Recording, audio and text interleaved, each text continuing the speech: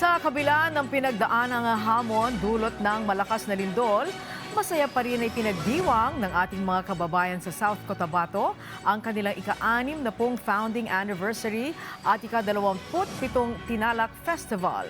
Office of the President may handog naman na regalo sa ating mga kababayan doon. Kung ano yan, alamin sa sentro ng balita ni Aurea Marie Belguera ng PIA, Sok Sargent. Sa ilalim ng temang Our Culture, Our Pride, Our Strength, naging sentro ng pagdiriwang ang mayamang pamana ng mga Tiboli, Blaan at iba pang katutubong pamayanan na siyang nagbibigay ng natatanging pagkakakilanlan sa South Cotabato. Tampok sa isang linggong selebrasyon ang Civic Parade, Bahay Kubo Competition, Tinalak Street Dancing Competition, Agri-Trade Fair, mga paligsahan sa sining at kultura at mga exhibit ng Dreamweavers na ibinida ang makukulay na habi at likhang kamay ng mga lokal na manggagawang katutubo. Mahalaga po ma'am na na-showcase po dito yung tradisyon ng Tiboli at Blaan na manatiling buhay pa dito sa ating region.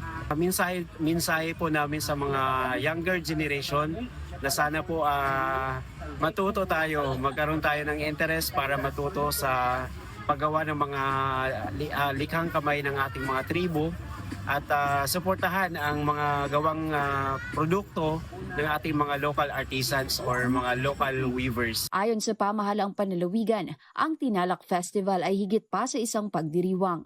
Isa itong pagpapatuloy ng pamana ng mga ninuno habang pinalalakas ang turismo, kabuhayan at pagkakaisa ng mga South Cotabateño. Kasabay ng pagtatapos ng pagdiriwang, naghatid naman ng magandang balita ang Office of the President sa pamamagitan ni Undersecretary Attorney Athalia Briones Leong na kumatawan kay Special Assistant to the President Antonio Ernesto Lagdameo Jr. kung saan inihayag niya ang karagdagang 20 million pesos na pinansyal na tulong para sa mga pamilyang apektado ng nakaraang magnitude 7.8 na lindol sa South Cotabato.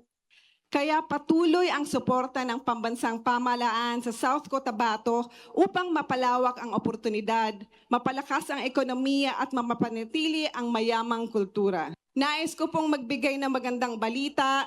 Magdadagdag po ang Office of the President ng 20 million additional tulong para po sa nasalanta ng lindol nung nakaraan.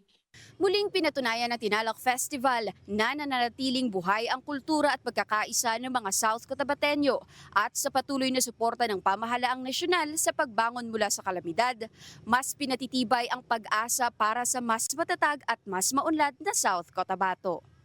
Mula dito sa probinsya ng South Cotabato, para sa Integrated State Media, Aurea Marie Belguera ng Philippine Information Agency, Sok Sargent.